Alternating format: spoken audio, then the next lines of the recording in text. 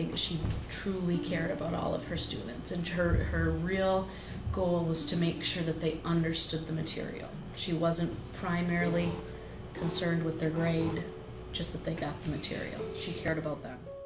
I'd never met a teacher who would actually do so many things for so many kids outside of school and not feel obligated to talk about it. There are kids that she helped that people still don't know to this day.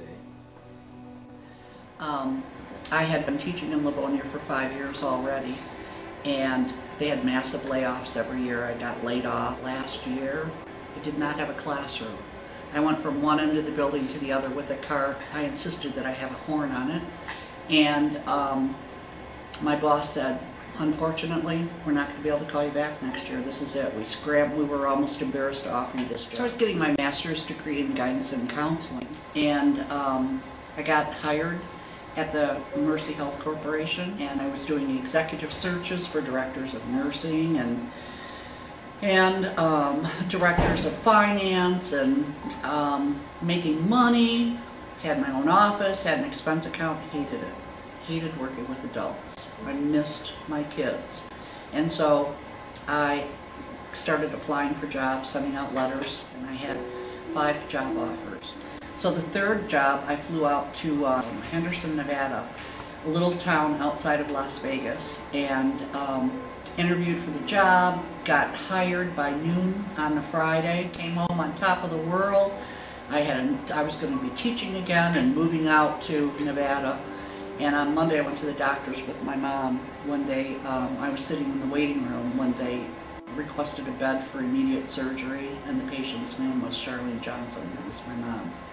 And I thought, I'm not leaving this state and going out to Nevada if my mom's dying, because my mom and I were really close.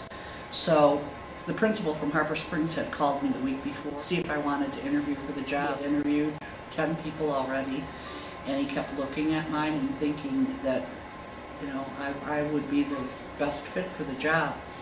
And so when he called me, he said, so how'd things go in Nevada? I said, great, I got a job. And he was like, boy, I'm really sorry to hear that. I said, but Mr. Munzie, you don't understand. I don't want to take the job now. And I told him what was going on. He said, you might want to come up and check us out.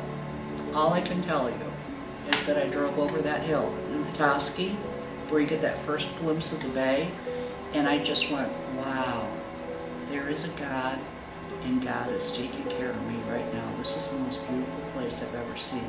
I interviewed for the job, got it, thinking I'd be here for a year or two while my mom was dying, and here I was, 37 years later. I retired. Couldn't leave once I got my heart's in this high school. Why did you retire?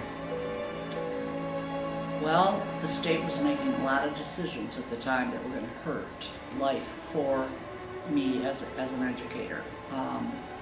And I was really afraid of the changes that I saw coming from our politicians in Lansing.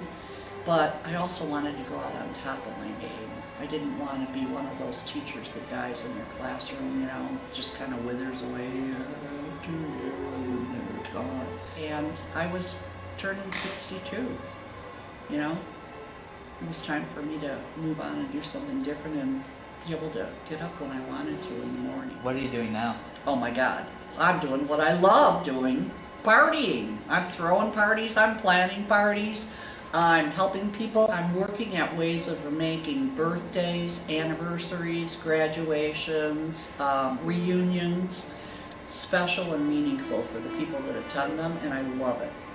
She always related her teachings back to where we could understand them, like in a personal life, life situations. Yeah, and she always used humor, which made you remember things.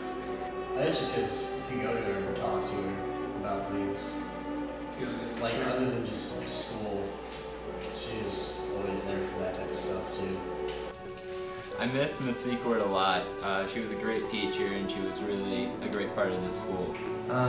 Miss Seacord was, she always had a nice personality, and it was always fun being around her. She always made everything fun. She would always smile and like make you smile. She makes everything fun. She puts an interesting twist on all of it. She also is so creative and just unexpected. I mean, she's just that spark of life. I think that it's just wonderful to have a friend. She was a very enthusiastic person.